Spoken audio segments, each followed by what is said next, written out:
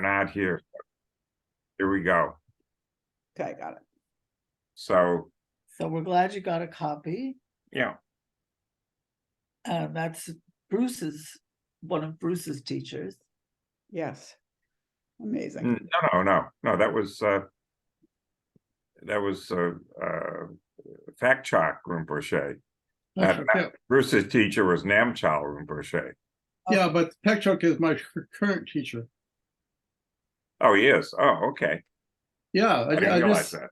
I just took. I went to Cooperstown in September. And Right. he was teaching a course. And he was there. Yeah. Huh, okay. Oh, there she is. Here I am. Yeah.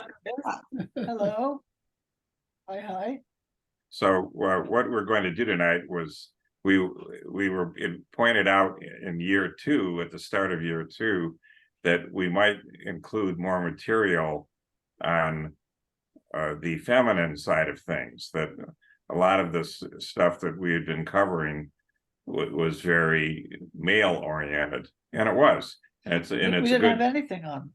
Yeah, it's a good criticism. So I'm just going to give you a sampling tonight with Marjorie of what we have now got, and we're going to go repackage this and include it. So the first thing I'm going to do is do a share screen so you can see what's going on. So this is our Aleph Talks website, and I'm on the resources tab. Okay, and here you see our previous lecture. There's a PowerPoint there for that now, but I'm going to go down and cover some more modern stuff. 2 women, Helena Petrovna Blavatsky and Annie Besant, who are very interesting current. They're both, 1850 to 1925 time frame. So this is not ancient history. And then I'm going to go down to, hold on a second while I get there.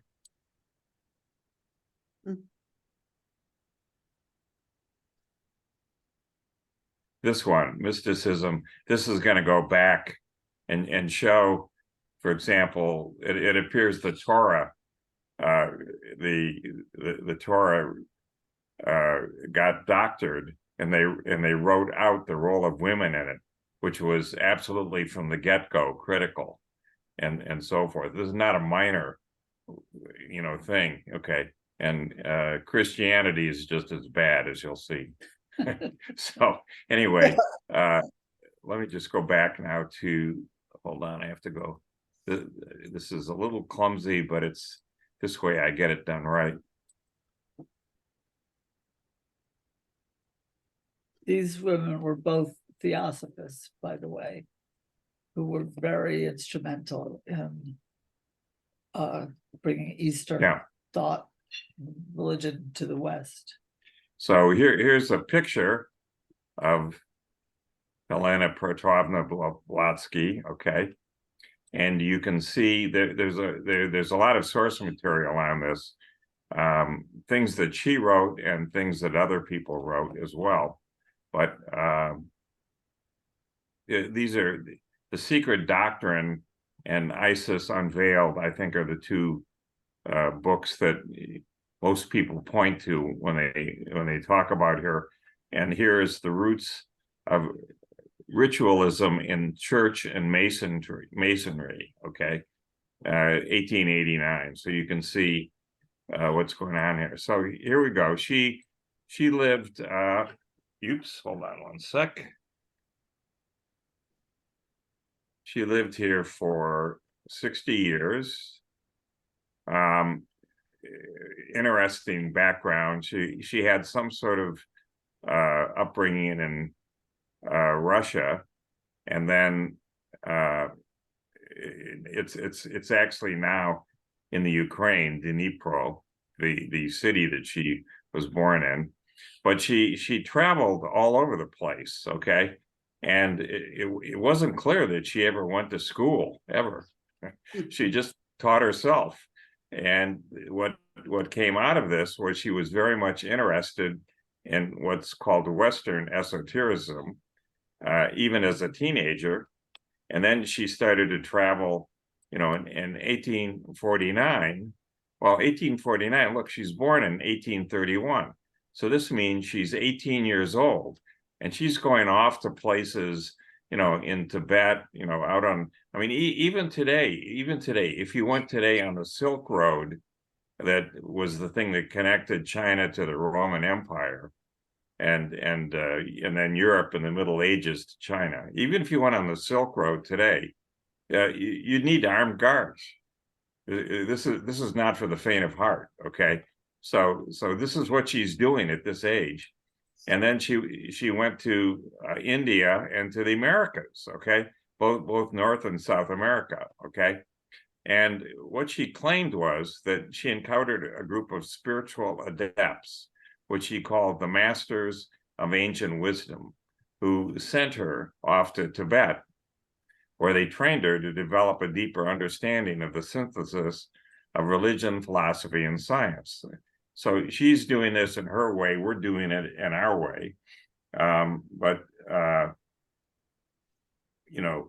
lot of people have argued that she couldn't possibly have gone to these places, that there's just not enough hours in the day to have seen everything that she saw. But even so, she clearly was an amazing person and had an impact on many, many other people. So in the 1870s, she got involved in the spiritualist movement, and she was actually defending, people said, well, spirits don't exist. She said, no, they really do exist. And the entities that contacted her were spirits, but these were of people that had been alive and then died. So these, you could apparently think of them as their souls. She came to the United States in 1873 and befriended this gentleman, Mr. Alcott, and that immediately took off, getting all kinds of press, and in particular being accused of being a fraud, that there's no way she could see all these spirits. So in New York City in 1875, she co-founded what is still there today, the Theosophical Society. Marjorie, do you want to say anything about this? You've actually been there to the building in New York. That's where I took Kabbalah classes for several years. My teacher there was not a theosophist. He studied with a Hasidic rabbi in Brooklyn, but he himself was not of any organized Jewish group. He grew up secular Jewish, and at some point he was kind of by force bar mitzvahed. That's the requirement to study Kabbalah. But he was young. He wasn't anywhere near 40 years old. You're also supposed to be 40 years old. But this rabbi ran around the room putting his hand over his head and bar mitzvahed him, kind of spontaneously.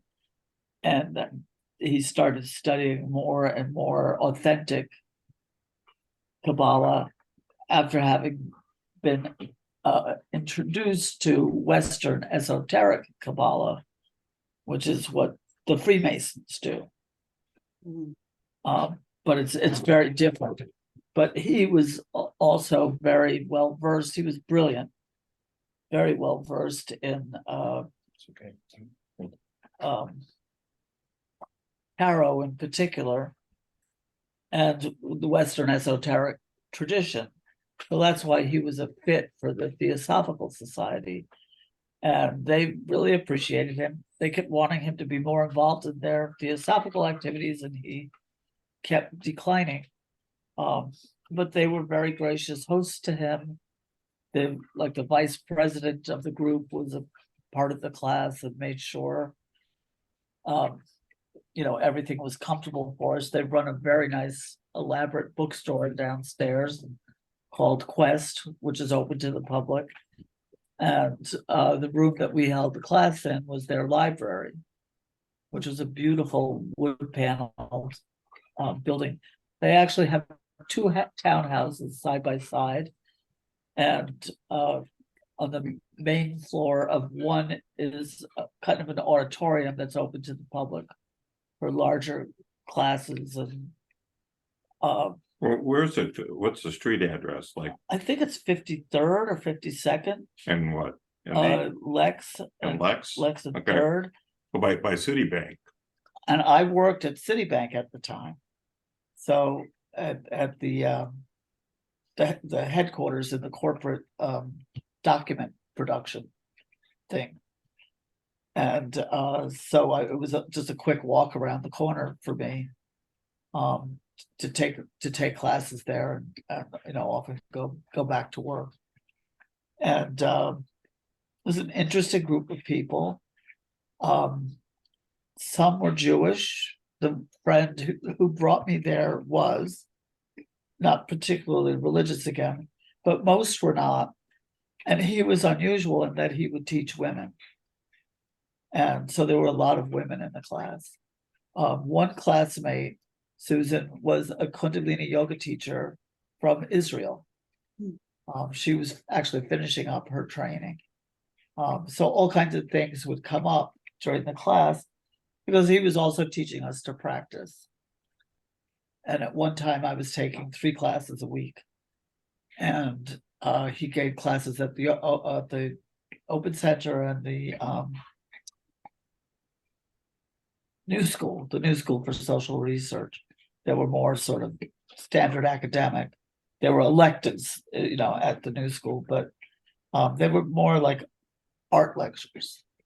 He went to the Rhode Island School of Design as a fine artist, as a painter. That was his background. So I was there, sometimes 2 or 3 times a week for quite a few years.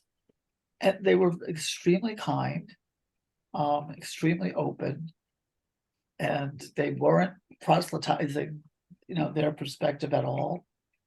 And I came to appreciate them. I started out kind of, excuse me, almost kind of suspicious of them, because I had heard these stories about Blavatsky and the fraud and so I kind of felt they give the Western esoteric tradition and spirituality in general a bad name, so I kind of had these reservations about them. But they did a lot of good, and they really helped introduce yoga and Buddhism and all kinds of philosophy to the West. They were really instrumental in that. And in their own way, quite scholarly as well. And so as Bart said, the other woman, Annie Besant, who kind of followed in Blavatsky's footsteps, she and this other guy, Charles Leadbeater, did these thought experiments, these meditations and thought experiments, where they were anticipating elements that weren't in the periodic table yet. But from the logic of it, from the math of it, they were anticipating them. And in their deep meditations, they would see these elements and describe them. And so then it was validating that they turned out to be exactly where they said they would because of their molecular structure. It's this really geometric and mathematical thing that is kind of like a grid that they meditated on, and it gave them this kind of clairvoyant insight. Right, we'll get to that. I just want to point out here, Theosophy is the synthesis of science, religion, and philosophy. So, or it's some sort of ancient wisdom which underlies all of the world's religions. So this is also a theme here, that we think that basically there is one basic set of beliefs that underlie everything, and that all of these different things that we see around us, Christianity with Catholicism and with Protestantism and Judaism and Islam and Hinduism and Buddhism, all of these things are just facets of the much larger true underlying faith that's there. I just as an aside, I've been reading the quatrains of Nostradamus, and Nostradamus is forecasting that 100 years, 200 years, 300 years out, that really all of these religions will disappear, and that really it'll just be part of life, of daily life, that people will all be linked together, loving one another, loving themselves, but having this linkage that everything is connected to everything else, and there's a true underlying synthesis of science, religion, and philosophy that's going to be happening. So just remember, you heard it here first. That's where it was. Okay. So you can see that Blavatsky had big footprints wherever she went. Things happened, and that was true for her entire life. So in 1880, she and Alcott, who was funding her, moved to India, and they were linked up with some Hindu reform movement. And that same year, in 1880, while they went to Ceylon, they formally converted to Buddhism. Okay. Which was, of course, not something, the Brits had enough issues as it was in India. To have Blavatsky going there and then becoming a Buddhist was really not what they wanted to hear. So anyway, she went there, and this Theosophy spread rapidly in India. But again, Blavatsky was accused of fraudulent phenomena that was happening there. And in 1885, she returned to Europe, and in London established this Blavatsky Lodge. And you can see there are these two books. The first book she published, Isis Unveiled, in 1877, and the second book down here, The Secret Doctrine, which she published in 1885. This is a commentary on what she said were ancient Tibetan manuscripts. Of course, no one ever saw these manuscripts. She was the only one that saw them, because in her travels, she went to Tibet, and the monk showed them to her, which makes you wonder, why would the monk show this Western woman these manuscripts? But anyway, and then she wrote several other books, and then passed on. So anyway, she's the claim here is that Theosophy is a religion. I don't know that it necessarily would be a religion so much as a way of life. Okay, that was established here, and what she was teaching was that there was an ancient and secret brotherhood of spiritual masters, these adept masters, that were actually centered in Tibet, and they've cultivated great wisdom and supernatural powers, and the Theosophists believe it's they who initiated the modern Theosophical movement, disseminating the teachings of these masters through Blavatsky. The masters are attempting to revive the knowledge of the ancient religion once found across the world, and which will come again to eclipse existing world religions. But they don't refer to the Theosophy doesn't refer to itself, to their system, as a religion so much as, I would just say, a way of life or a path. So there's a single divine absolute, but even here, it's not clear that this is, for example, a male with a big long beard and a robe sitting there on a throne. It's more that there's a single divine absolute that connects everything to everything else, and there's a lot of philosophy that underlies all this. So I'm just going to leave this for now. There's a lot of We'll stuff send it out that later. goes here. Okay. And we'll go on to the next one. Hold on, let me get there, which is going to be, here we go.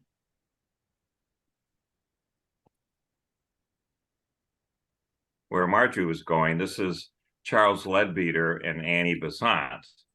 So here's a picture of each of them, as you can see. But Annie Besant was a very active woman in the labor movement in England, and was very well known. By the way, the sources for all this stuff, here you go, are the book that they put together in 1908.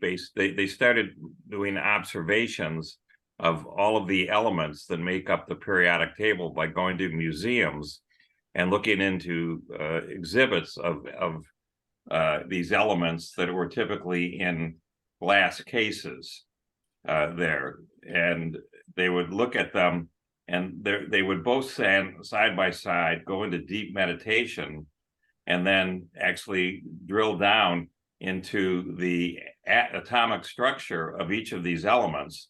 And they sensed that there were electrons running around them, which they didn't worry about. But then they went to the nucleus, and the nucleus was made up of protons and neutrons.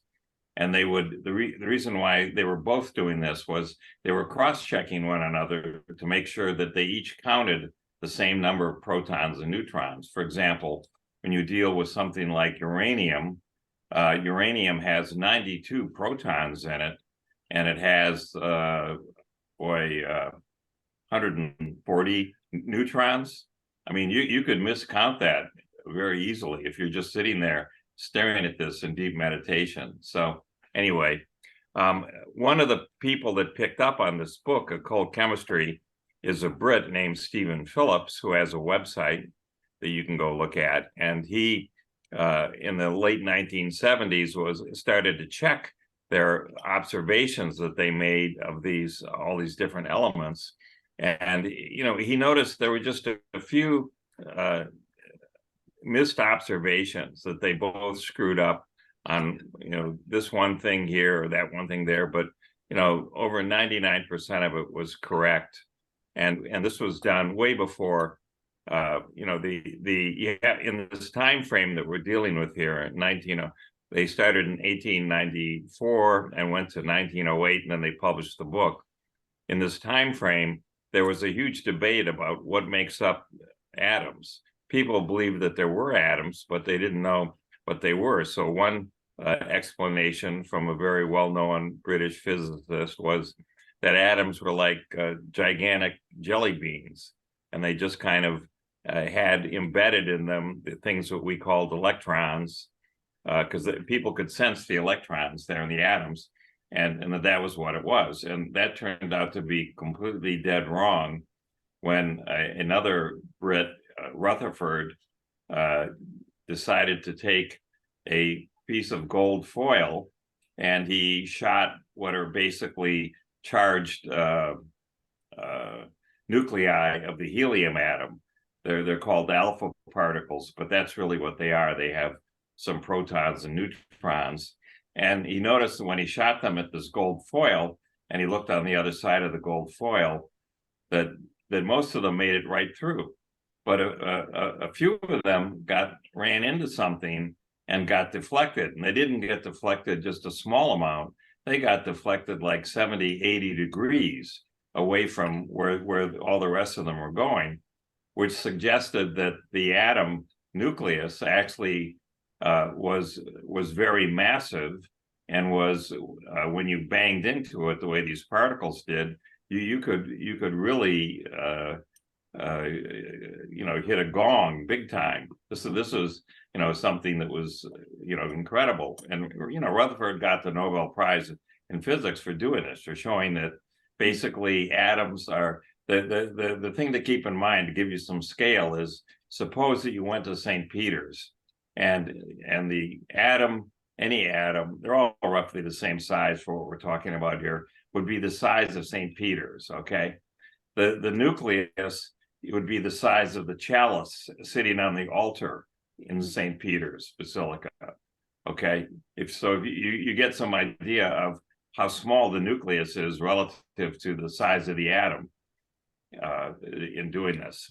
So let's just go through what Basant is doing. Stephen Phillips is really worth looking into. Yeah, he has a lot of really amazing stuff, and like all these Brits, he's anal. So anyway, A lot of sacred geometry. That's Yeah. really good. yeah. So Leadbeater, it was originally a priest in the Church of England.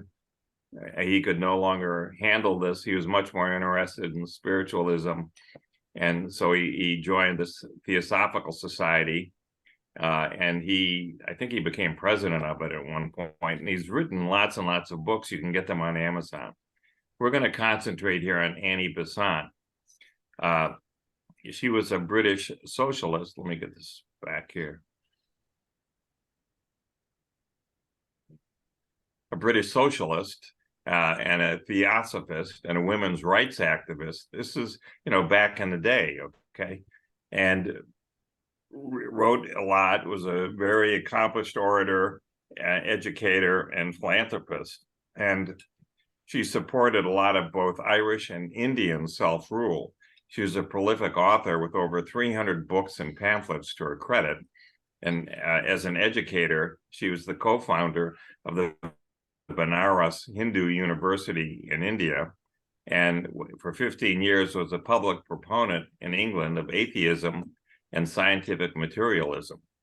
Her goal was to provide better employment, living conditions, and education for the poor. So she's became a prominent speaker for the National Secular Society in England and a close friend of Charles Bradlaugh, who is also one of these activists. So in 1877, they were prosecuted for publishing a book on birth control, which shows you how far ahead of the curve she was. This was scandalous, but Bradlaugh became a member of Parliament in 1880. Okay, and thereafter, Besant became involved with all kinds of union activities, and this is not the time when unions are loved. Okay, they're just so there was an incredible Bloody Sunday demonstration for Irish Home Rule, where bunches of people were killed. There were the match girls, the girls typically that were making matches. They went on strike in London, and she was a speaker for the Fabian Society and the Marxist Social Democratic Federation, and was elected to the London School Board for one district there. Even though few women were qualified to vote, forget doing anything else. So she's really an amazing person. So what happened here was in 1890, she met Blavatsky, and her interest in theosophy grew, and her interest in all these secular activities waned, and she became a member of the Theosophical Society and started to lecture on this. She traveled to India, and in 1898 helped establish the Central Hindu School, and in 1922 this Hyderabad National Collegiate Board in Bombay, which is today called Mumbai. In 1902, she established the first overseas lodge of the International Order of Co-Freemasonry, Le Droit Humain, the human law, the human right. And over the next few years, she established lodges in many parts of the British Empire, and in 1907 became president of the Theosophical Society, whose international headquarters were then located in Madras, now called Chennai. And she became active in politics in India and actually joined the Indian National Congress, if you can imagine. When World War I broke out, she helped launch the Home Rule League to campaign for democracy in India. You could imagine how this went over with the Brits. And having India have dominion status. Canada, yeah, Bruce, Canada had dominion status. Didn't it become a dominion in, 1867 or something? I don't know. Oh, wait, we lost Bruce. Hold on. Go ahead, Bruce. No, I don't know. You don't know? Okay. No.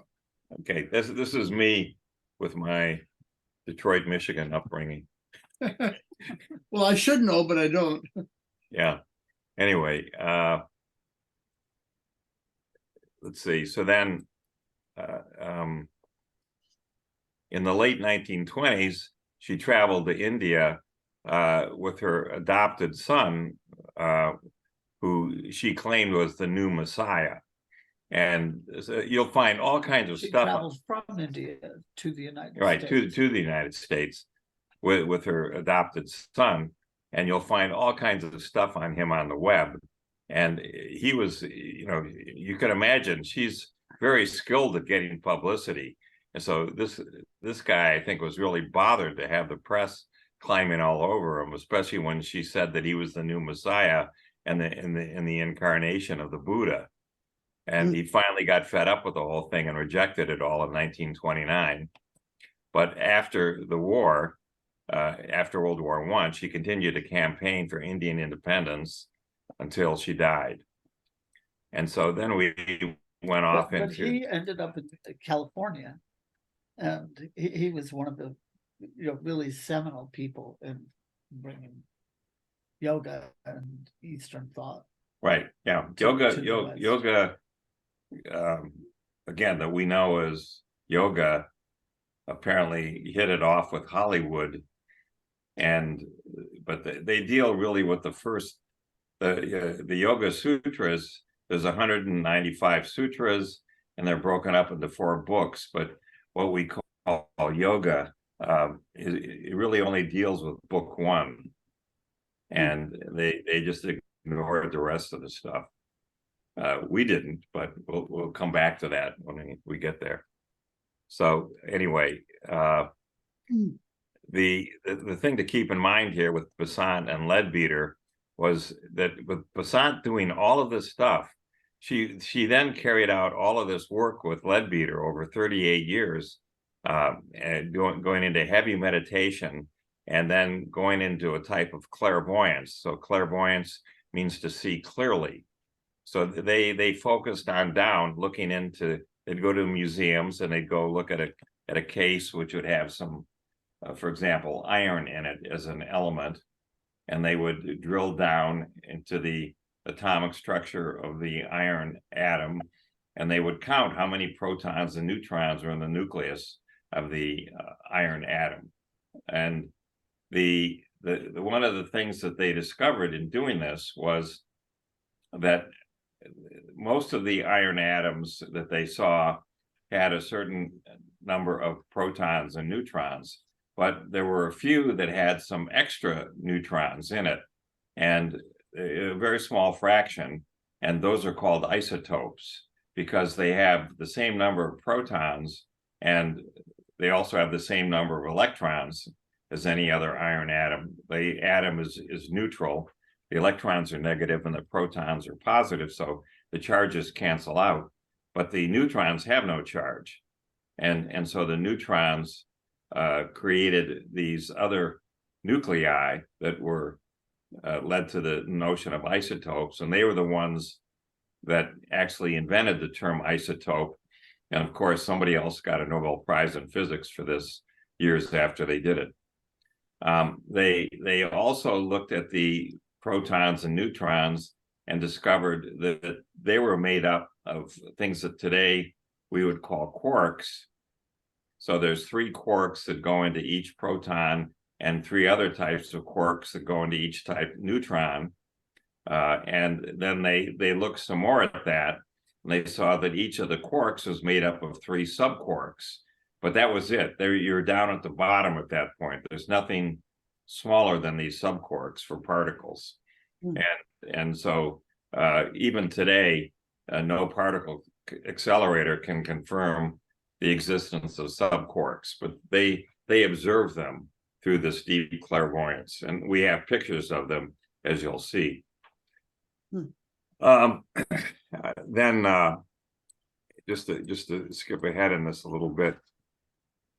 And this is the same kind of thing that Bruce's brother was doing as a physics teacher and, very accomplished meditator. And that's why he teamed up with Bart at the end of his life. Ron confirmed all the observations of Leadbeater and Besant, but he went beyond them in many, many different ways. In part because he had a greater framework in physics, a greater set of metaphors or language or mathematical structure that they didn't have. They didn't, again, realize what they were seeing, okay? And undoubtedly, thousands upon thousands of people that have gone into deep meditation have done this over the millennia, but they had no idea what they're seeing. Okay, they're drifting down into a nucleus, and that's nice. There's something that looks like an electron flying around. Well, I have no idea it's an electron. There's no, they don't have any words for these things. They're just watching these things, and there's this, there's that. So they could see there was a core nucleus, and they could see this cloud of electrons, but that was kind of it in terms of their observations, and so forth. Whereas Ron Cowan and Annie Besant and Charles Leadbeater went into the nucleus, and Ron went far beyond that. He went down into the structure of space itself, and realized that space was discrete, that space is made up of compartments that these subquarks hop between, and that's how things move. They go hop, hop, hop, hop from one space compartment to another one. There isn't any smooth motion through anything. It's all discrete. But anyway, this is a lot of this stuff is simply ignored or debunked by modern Western science. It's not debunked; it's disregarded. But yeah, it's disregarded. Or they can't. Again, Leadbeater, Besant, Ron Cowan, they're doing this with their head. The only thing they can do is they can draw sketches, which is what they both did with paper and pencil. So that's why we have some idea of what they saw and why we believe that that's indeed correct. But there's no camera there. It's just them doing the sketch on paper. And we have CERN, which is outside of Geneva, getting tens of billions of dollars every year, and tens of thousands of incredible skilled technicians to make this accelerator work, and they can't begin to do what Ron Cowan or Annie Besant or Charles Leadbeater did. It's not even close. We've talked about this before among shamans too. I think a lot of indigenous shamans are able to see this kind of thing and they see all kinds of cells and viruses, and and they see it as an entity that they another thing that I'm leaving out of this is when you're dealing with these particles, these protons, neutrons, quarks, subquarks, electrons, they're actually vibrating like crazy. And so what Leadbeater and Besant did, what Ron Cowan did, was they didn't simply observe these things. They were able to reach out and stop them vibrating, so they could actually make these sketches. So there's a component of I'll just say kinetic activity. They can stop the motion. They can control the vibrations and just stop them, which in fact I pointed out the Nobel Prize in Physics this year was awarded for people that were able to take laser pulses, and they were able to look at what are called femtoseconds. So we have to go back for a second. We have a second, and there's 1,000 milliseconds in a second. There's 1,000 microseconds in a millisecond. There's 1,000 nanoseconds in a microsecond. There's 1,000 femtoseconds in a nanosecond, and then there's 1,000 attoseconds in a femtosecond. Okay, so I've gone down 15 orders of magnitude from 1 second. I go down to 10 to the minus 15th. Well, they did even better than that. They stopped it. from moving. Okay, it isn't moving at all. And that's how they were able to draw these pictures and see what's going on. And Leadbeater and Besant were each checking each other too. So that they would have these discussions about, what did you see? Well, I saw this. Well, I saw that, you know, and they were correcting each other, or they're going back and looking again in deep meditation to see what is really going on. Ron was just doing this by himself. I can't do that. But that was what was going on. So anyway, we'll come back to this. I'm going to just leave. This is Annie Besant here. So you can see these are two, Blavatsky and Besant, two women that are very current, that are doing totally amazing things to shape where we're at today. Now, let me do one more thing here. And very much in a man's world, you know, as you pointed out, just the danger of traveling. Oh, yeah. Was- Yeah. Yeah. I mean, I always remember my grandmother in 1921 left Mount Clemens, Michigan, which is just north of Detroit, and took a train to Albuquerque, New Mexico. Now, I'm willing to bet anything that there weren't any paved roads in Albuquerque, New Mexico. They're just dirt and horses running around and guns. And, you know, that's who she was. That was a really dangerous trip, but that's who my grandmother was. She loved this stuff. She became a teacher, right? Yeah, yeah. So anyway, let me get back to this thing here. So now we're going to go back in history. Let's see, can I make this full screen? How do I do that? Yeah. What was that? Our pictures are up in the Uh-huh. right-hand corner. Oh, wait. Susan's saying something. Just a sec. We lost the sound, Susan. Hold on. Go ahead. Say it again. Our pictures are on the right side, so we can't really see the whole screen. Can you move us? Hold on. Like I can't see beyond the word N and E. I don't know if it matters, but I'll tell you. Go ahead. Say it again. We have a bad connection. I just fixed it. Okay, so what I'm seeing come is I on. can't see beyond the letter N and E because our Yeah, picture, that's what I'm trying to fix right now. I'm trying to see, what does this do? Fit to page? No, that doesn't do it. But it helps. it does help. You can see Move everything. that. Yeah, good. That's fine. That's This is better. Acrobat, and Acrobat doesn't see. Let's see what's up here. So I got rid of that. I guess that's about all I can do. And just use that That's good. Do what? to scroll through the Yeah, pages. I think I can scroll. Try this one. Yeah. Mhm. Okay, yeah. So here you can see there's a variety of sources we're going to use for this, but in particular, When God Was a Woman. This is a great book.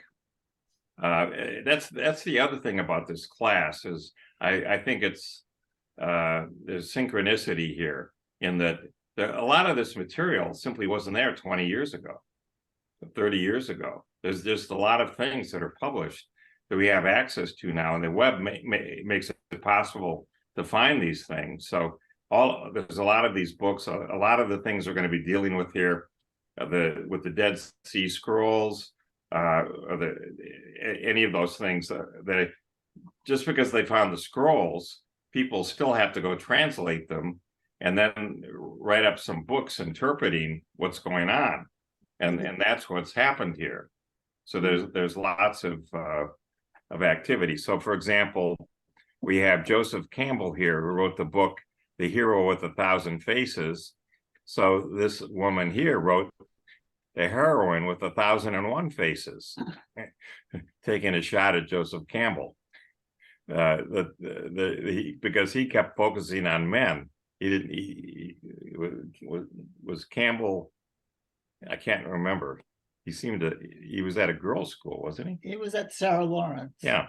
And I went there briefly And I asked about it. I said, well, I understand he was extremely sexist and anti-Semitic, and it was basically a girls' school, and the majority at that point of the students were Jewish. And I said, And women. and Jewish women, young Jewish women. I said that, so how did that work? And why was that? And the woman I was talking to said, well, they felt that he brought so much prestige to the school that it was worth it. Right. And I said, well, was it thought that he was, sexist and anti-Semitic? And she said, yes. Yeah. Let's just look at some other of these. We're going to spend time with When God Was a Woman, but here is the gospel according to Mary Magdalene. So this was suppressed. It was thrown out at the Council of Nicaea, for example. Down here is something that Blavatsky got translated. It's Pistis Sophia, which is dealing with Sophia, another aspect of this feminine, the eternal feminine here. This book here was a good read, When God Had a Wife. And Illuminations up here is dealing with Hildegard von Bingen. She lived around 1100 to 1180 or so. And when she was 40 years old and she was a nun, she started having these incredible headaches and started writing out what is today chants that are incredible. She's the most recorded medieval artist that there is. If you go on YouTube, you'll find 10, 15 hours of her music, which is incredible, because just to start with, the musical notation, then the notion of having bars wasn't there. They were just doing, they had a staff of like 5 lines, and they would put blotches on it at different points, and the blotches, there was no notion of a quarter note, a half note, an eighth note, forget it, So she started doing this, and at the same time, she started developing this very holistic philosophy she called Veriditas. So in Latin, remember, this is the Middle Ages, so everything's in Latin. Veriditas is greenness, is the essence of greenness. So she's thinking of nature and the unity of nature all around us, and how we should go preserve that and enhance that. And she ended up running 3 abbeys. Bingen is a town in Germany on the Rhine. So she had 3 different abbeys that she was running while she was writing all this stuff, including this book, Veriditas, and all this music, and training all these nuns to go do all this stuff. They were really early prototypes for corporations, Right? is what the abbeys were then. And they were involved in education, agriculture, making, mead and wine, and they were the major employer of the entire village, and training young monks and nuns. But it was an enormous enterprise with all these different aspects to it that she was, I'm going to say, grounded enough to orchestrate and organize and administrate, as well as having these amazing visions, being an incredible artist. That's one of her paintings on the cover there. Yeah, this book is her paintings, and this book down here is some of her writings. Okay, so she was an advanced, botanist and herbal healer. She wrote a great deal about it. She was extremely methodical, and just everything was cataloged in this very thorough way. So she's somebody who really had both hemispheres operating at the same time. She was very left-brained. She was an executive, expert.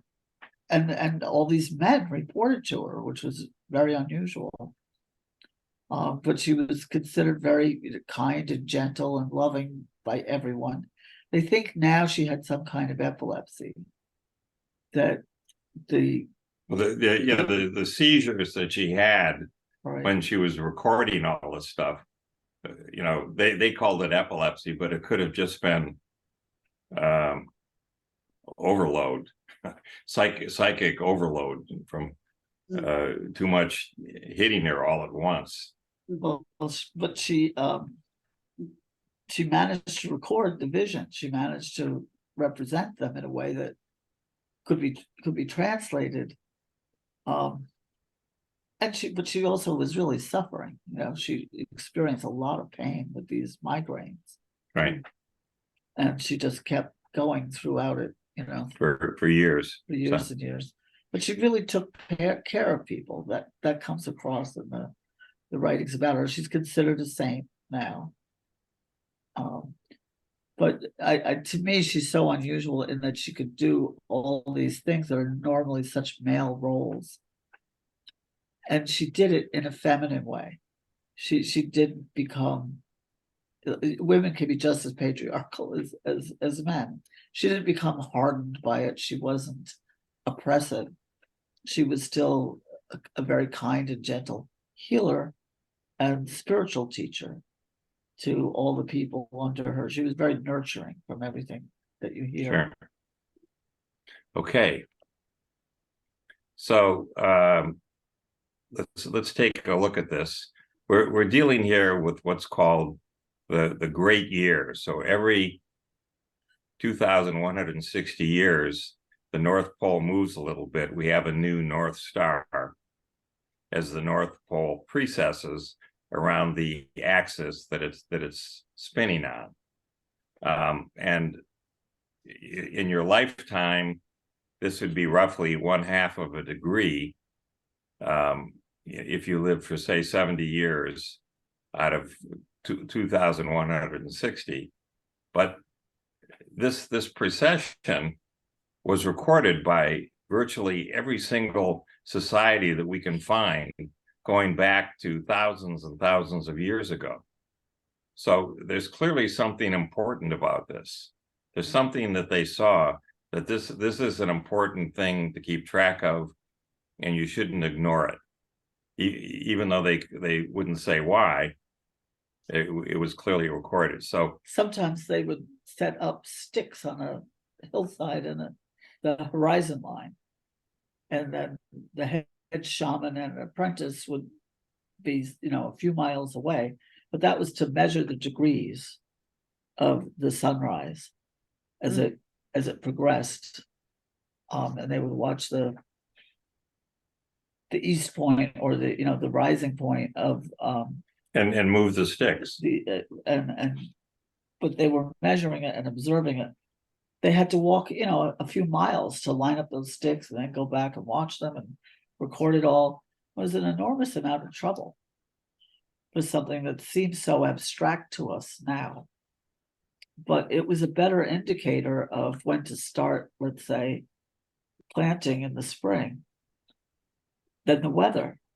The weather could be very iffy, whereas this was very predictable. It was a very regular cycle, that it was usually the shaman that had been initiated into understanding and would have some kind of teaching about it.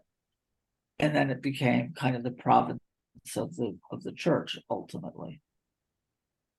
But labyrinths were always used as celebration for these the quarter marks, right, of the year. So we'll just go back 11,000 BC, so that's 13,000 years ago, or the age of Leo, and again that'll last 2,160 years. So Leo comes out of the age of Virgo. The sun rules Leo, and this leads to the idea of the virgin birth of the sun. So the male is dominant in all of this. And at the same time, we're going to see the creation of the oldest example we've found of human civilization, Göbekli Tepe, which is in Turkey. And, in and again, Southeast- very astronomical. Yeah, it has lots of astronomy and astrology associated with it. But we'll come back to that in a second. You'll see. So that's the age of Leo. Then what follows that is the age of Cancer. Now here the moon rules Cancer. The moon rules the mother and the family, and the feminine is dominant. And in this era is when it appears agriculture starts, and what we know of as a flood that's in virtually every civilization that we're aware of, that there was some sort of huge flood that occurred in this time epoch. Then we go into the age of Gemini. Now here Mercury rules Gemini, who rules thinking and communication. Now the male is dominant, and the age of written language or cuneiforms and mathematics starts to appear, going to Sumeria and Egypt.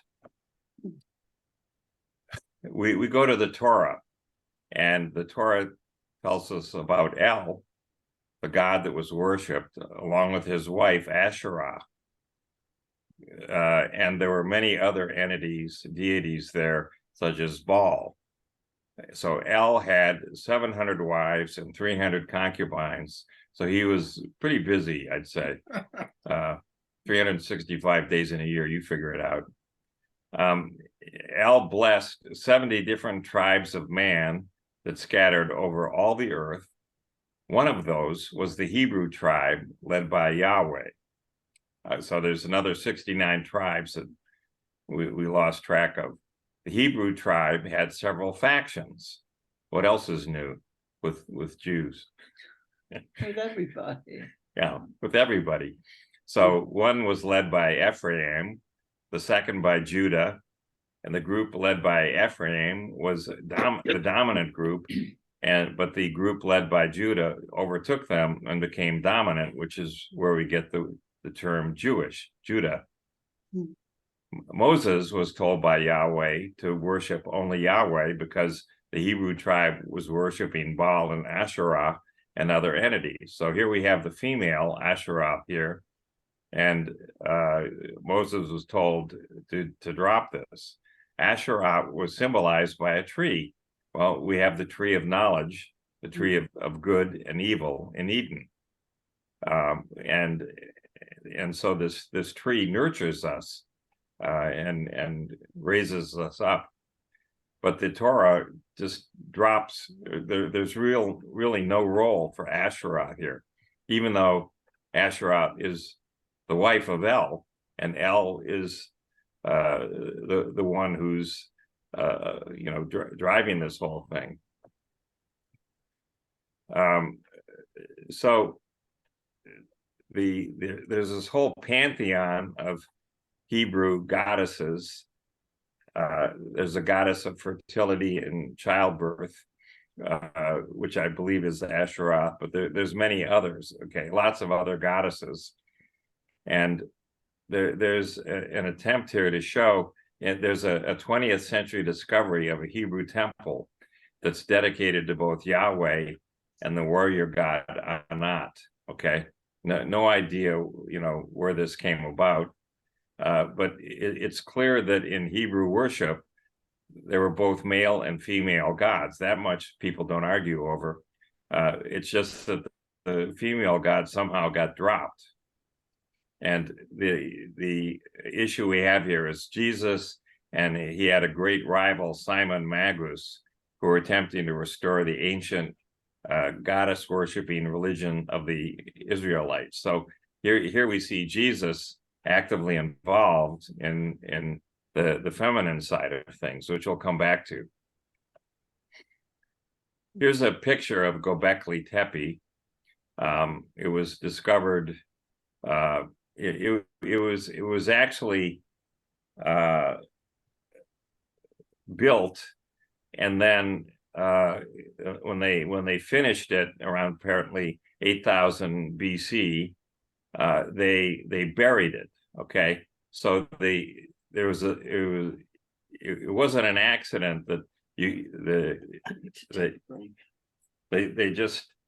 they wanted to hide it for some reason. Okay, now another thing that's going on here with this is it's hard to appreciate what these years are, but basically if you took from the time that Göbekli Tepe was going at it, which was apparently at least 9,500 BC.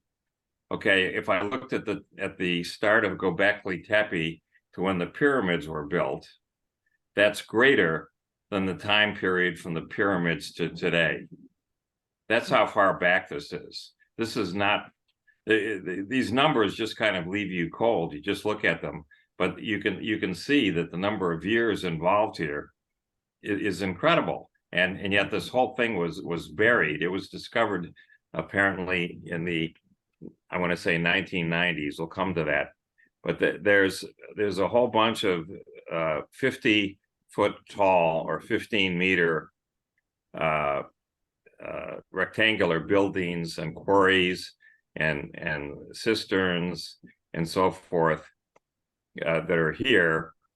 You can see, if you look at this picture, you'll see there's kind of posts sitting here, and that's what they buried. Now let's see if we can. The thing to keep in mind is it appears to be a temple. That is, it wasn't a town. It was just a temple that was visited by people, because all they ever found were a pit for lots of fire and another pit for a lot of bones of animals. So they must have roasted a lot of cows and goats and whatever else for the feast, and that was it. And the no one really knows what the religion was that they were doing, but it was so important to them that after they built this place, and this thing is huge, they've excavated, I don't know, 10% of it, and this is after 25 years. There's a lot more to this than we know, and who knows if we're ever going to know it. I think back to when I went to Lascaux in France, in the Dordogne, and I remember looking that you can't go into Lascaux.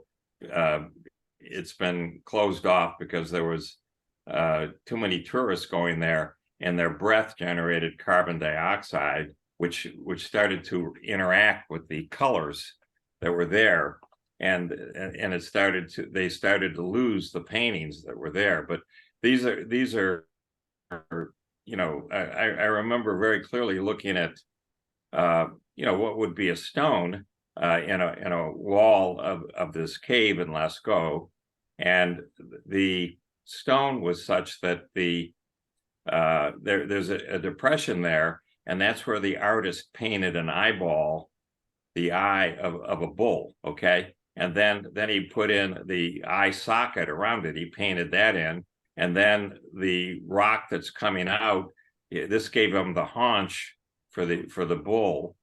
All of which is painted, and these artists are incredible. This is not ding dong school artwork. This is like off the charts, and they're doing this in 20,000 BC. Well, the problem with this is there's not a single picture in these caves of any human being, other than at the very end of the cave, there's a picture of a stick person. Okay, a little round head, and then a stick for a spine, and 2 sticks for arms, and 2 sticks for legs. And you ask yourself, obviously these people could draw something incredible, but this is the only picture they have of a human being. And there's some sort of well there, some sort of hole there with some water in it, evidently, but no one has any idea what it was that was driving this. But one would have to think there's a great spiritual underpinning to all this, that they could see the animals and they could have linkages with these animals. A lot of these animals are now extinct, and so forth. Just to continue now, to go back to our book, When God Had a Wife, we had the age of Taurus coming up, which ended in 2310 BC, and the sun is in the sign of Taurus. This is when the Hebrews are enslaved in Egypt, and they're worshiping multiple gods and goddesses, including Asherah, and then they end up going into the age of pyramid building. That's in this time period here. The age of Aries comes up to 150 BC, where now the male side is dominant, and Moses is leading the Hebrews out of Egypt, and the Hebrews worship one God, and they're the chosen people through the first covenant. The thing that Jesus of Nazareth did was he ended up sacrificing himself and ending the first covenant and creating the second covenant, which is, there is no longer simply a single chosen people, but Jesus of Nazareth died for everyone, for all people. Mm-hmm. This, of course, is controversial for the Jews.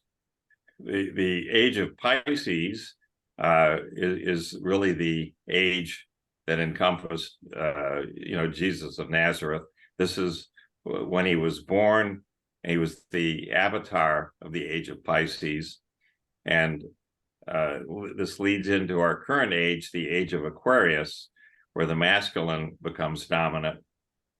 But now there's a much greater emphasis on compassion, equality, liberty, individuality, democracy, and brotherly love.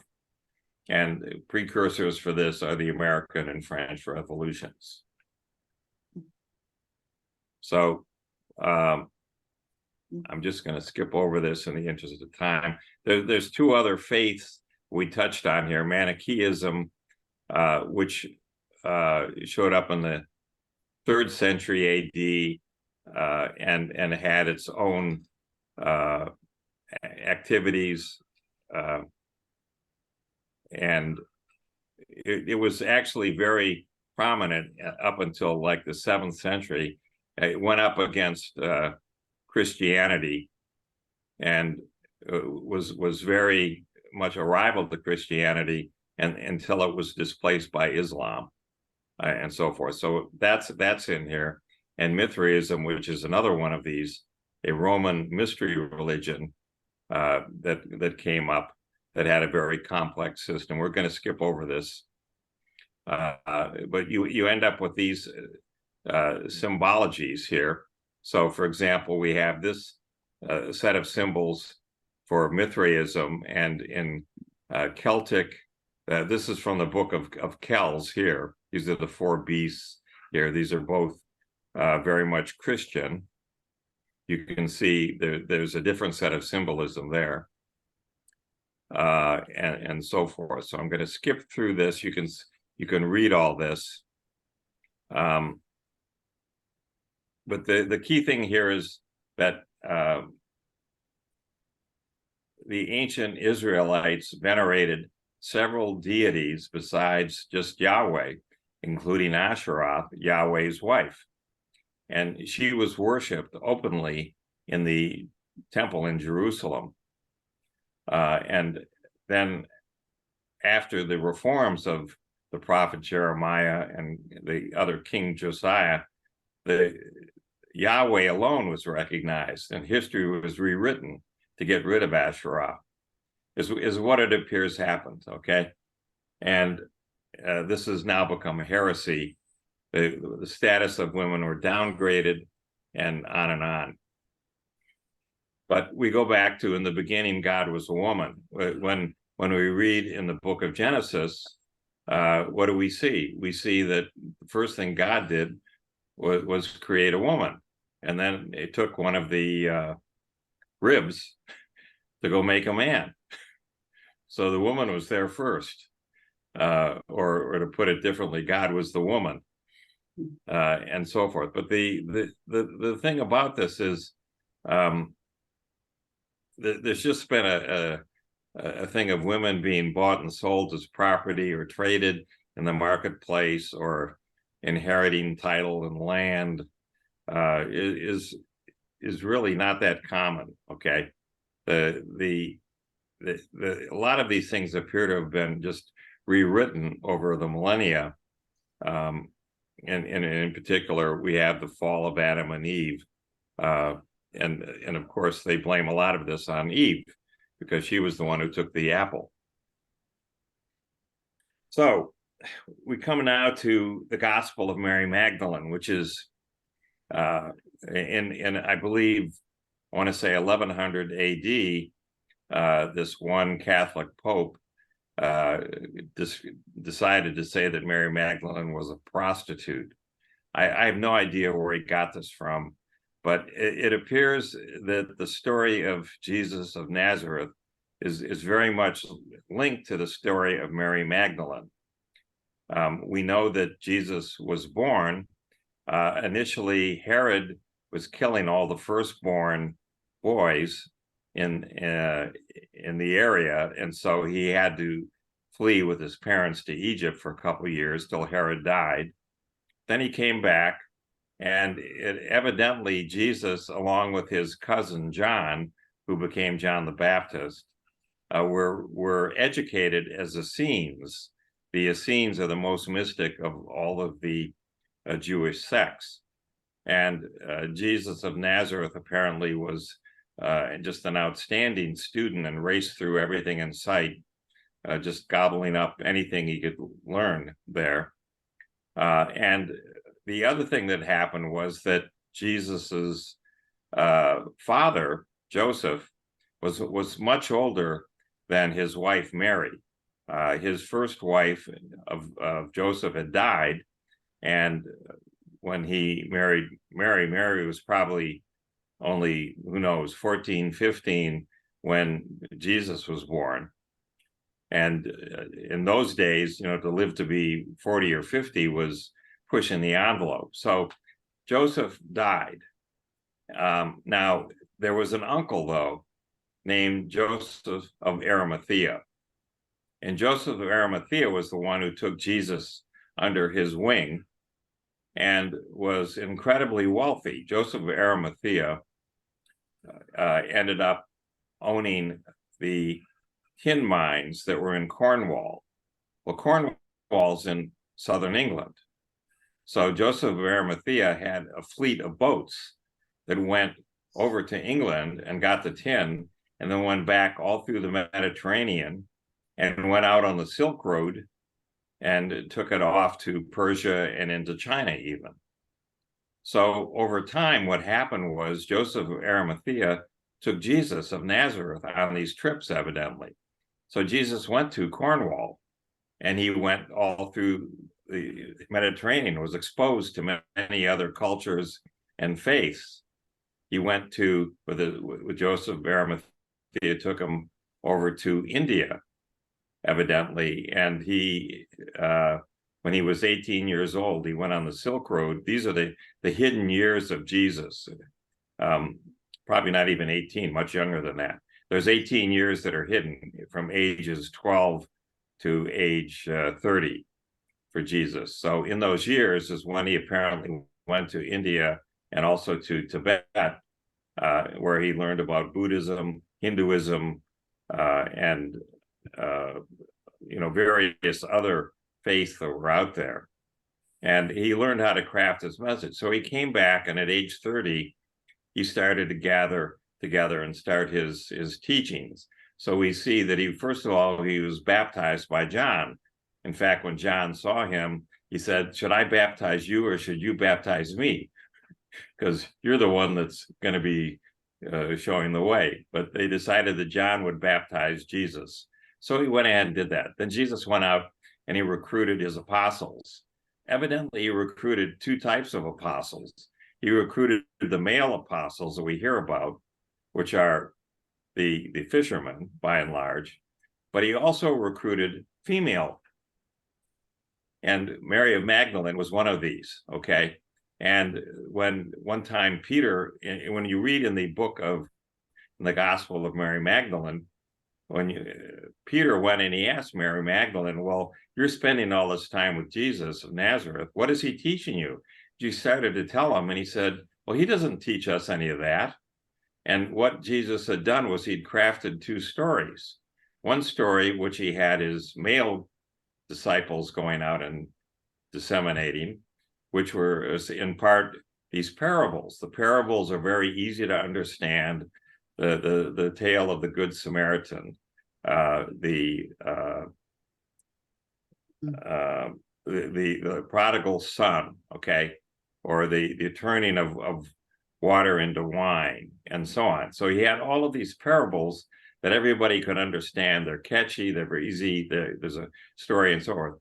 With Mary Magdalene, evidently, he was crafting a much more philosophical, a much more greater in-depth theology, okay, that we believe is called the Path of Joy. And it was written in a book of joy. The book of the Path of Joy is what he had captured all this. And Mary Magdalene was in fact literate, and as were the others.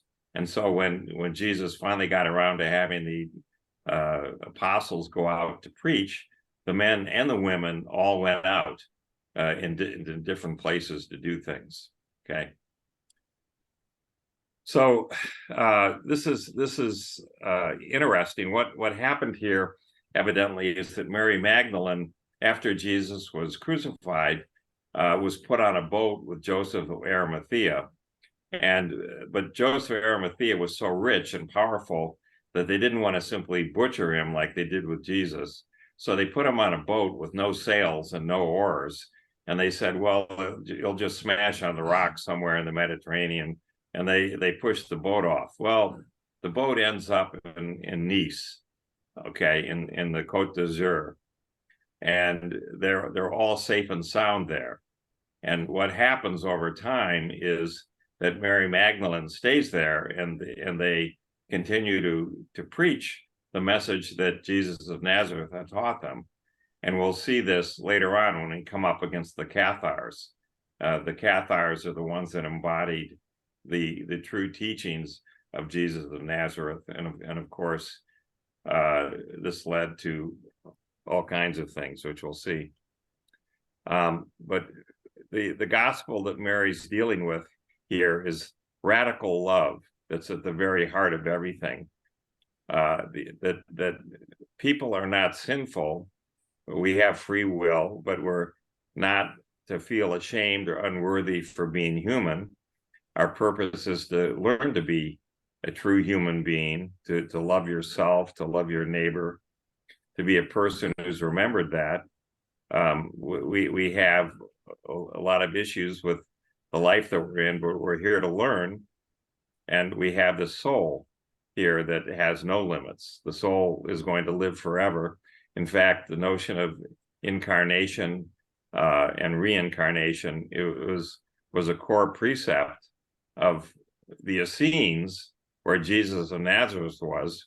In fact, they're Jews that don't even realize this, which I'm amazed at. But anyway, reincarnation is a part of Judaism, in having a soul that's immortal and that incarnates again and again. And the issue is to turn inward and to meditate. And in doing this, you can see past the ego and to what's more real and lasting and infinite and already there within you. So as Jesus of Nazareth said, I'm not teaching you anything. Everything that I teach you, you already know. It's within you. So I encourage you to go look at that. There's a different book, Pistis Sophia, which is a Gnostic text that was discovered in 1773, but is also having Jesus spending 11 years after he's been arisen with his disciples and teaching them what are only called the lower mysteries. Okay, that the higher mysteries, again, go to the women, and so forth. And there are three key people in this: Mary Magdalene, and Martha. And Pistis Sophia is, as we'll see, is a key figure in all this. And there's a lot of repetition in this. That when I read it, you can judge for yourself. It's, but she has a fall, and then she has a redemption that parallel a lot of other similar myths. We touched on Hildegard von Bingen, who we go here from 1098 to 1179. So she lived roughly 81 years. And she's one of the best known composers. It's interesting, a lot of her music wasn't recorded because in part people didn't know would there be any audience for it if they recorded the music, but in part they didn't know could they even sing it. Okay, it's the music and the notation is what it is. So, but I would encourage you to listen to some of these on YouTube. And I think it's just wonderful. I can listen to it for hours on end. There's several 1 hour, 2 hour recordings there that are totally disjoint. They're different from one another. She had these three abbeys that she ran. She wrote poetry. She had all of these illuminations in that one book that we cited. And then there were all kinds of letters and antiphons for liturgy that she put together. There, as I said, more surviving chants by Hildegard than by any other composer throughout the entire Middle Ages. And she wrote both the music and words. The chants actually have words to them in Latin, and you can judge for yourself.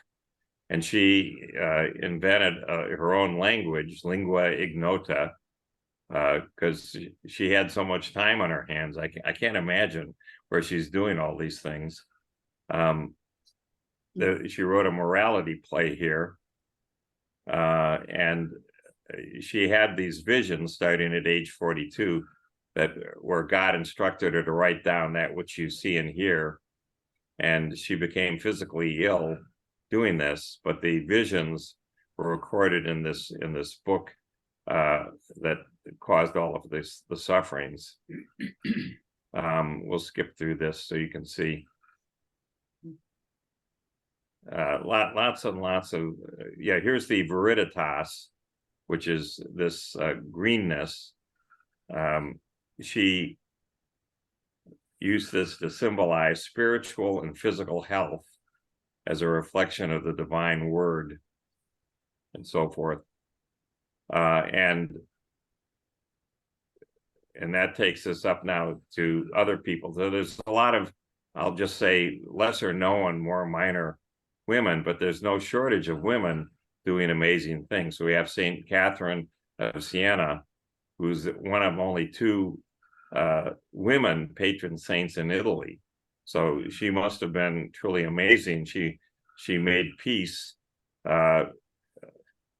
during some revolution in Siena, and got the Pope to the papacy had been moved to Avignon, and got the Pope to return the papacy to Rome, and so forth. But she apparently had Jesus appear to her in her heart, saying, "Dearest daughter, as I took your heart away from you the other day, now you see I'm giving you mine, so you can go on living with it forever."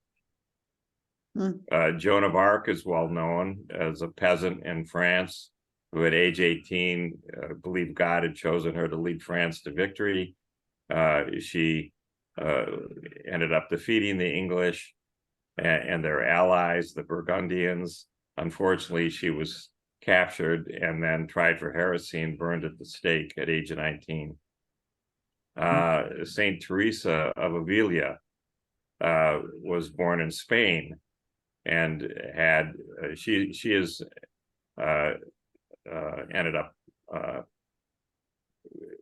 achieving sainthood. Saint Clare of Assisi, Julian of Norwich, Saint Angela of Foligno, Mechthild of Magdeburg, and so forth. Hagdewich was a Flemish mystic.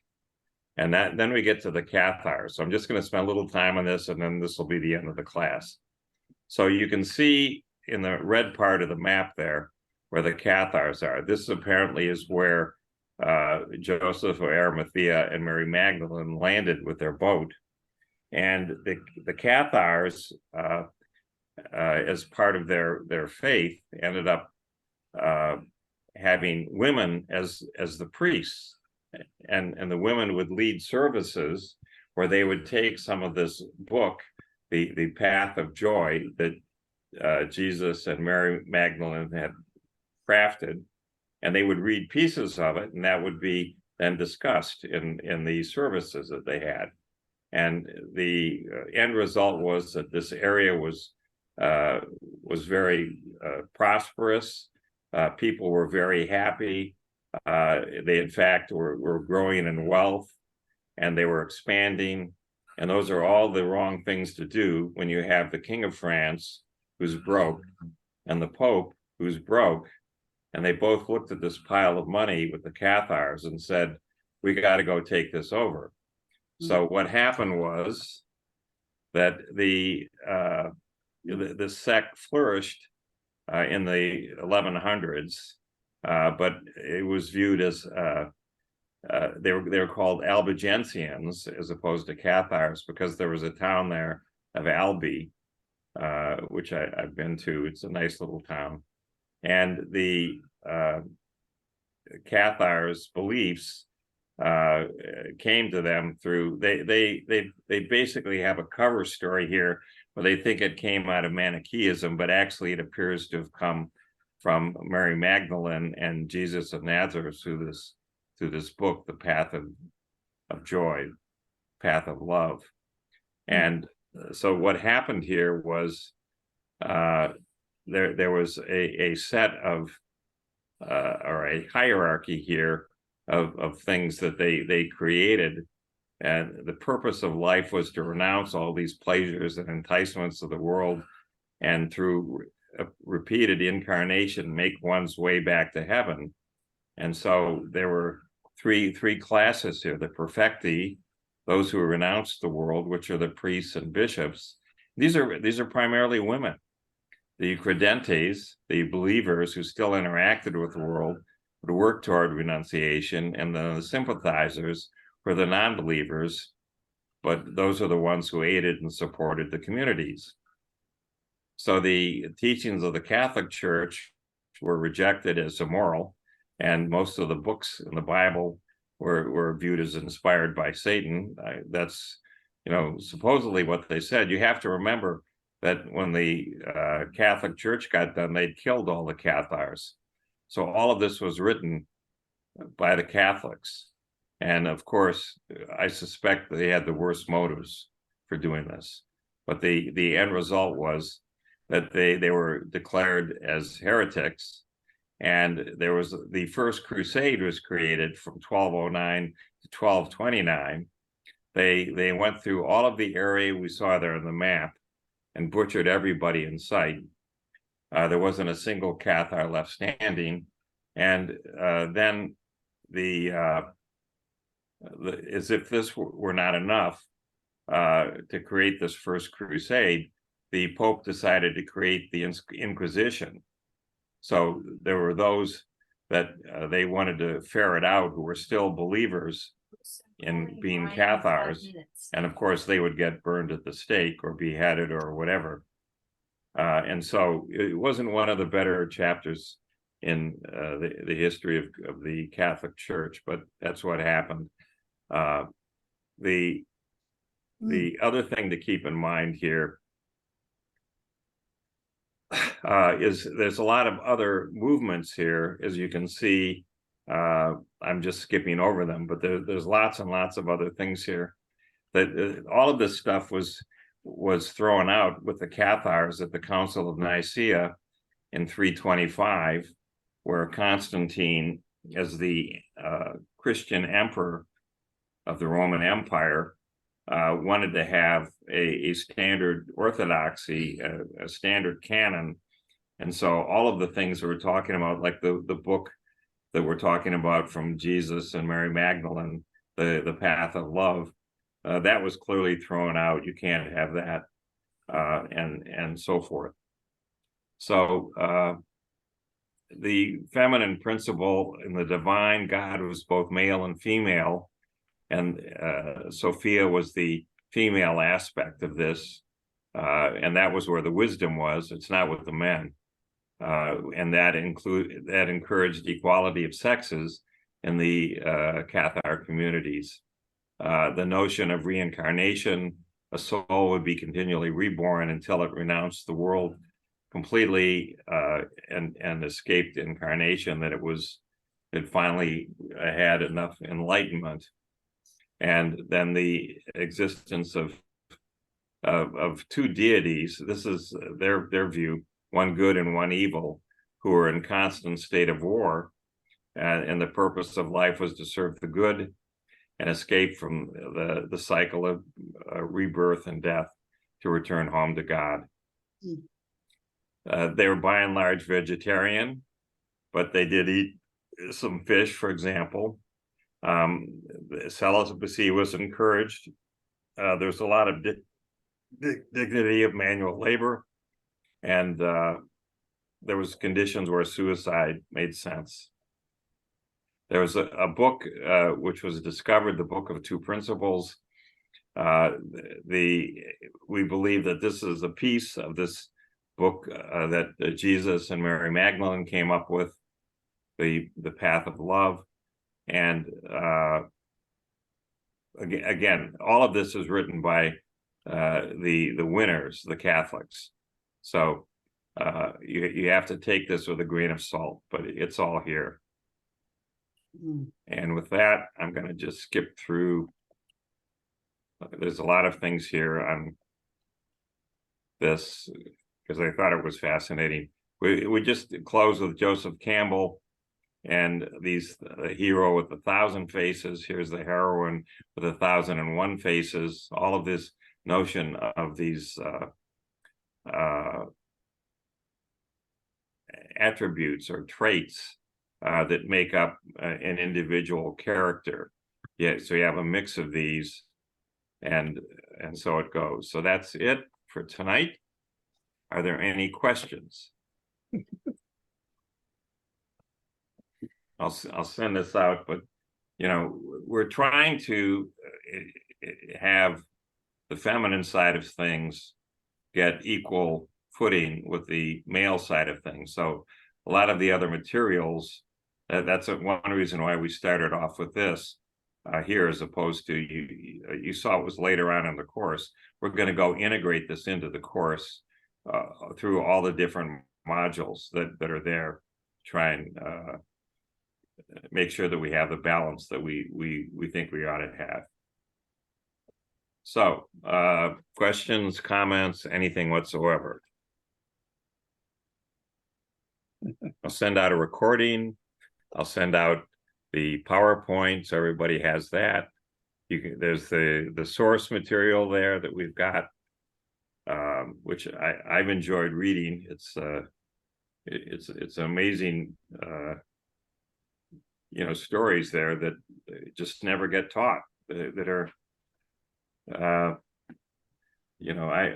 had no idea that the Torah had a hint of women in it. It was news to me. So. Wow.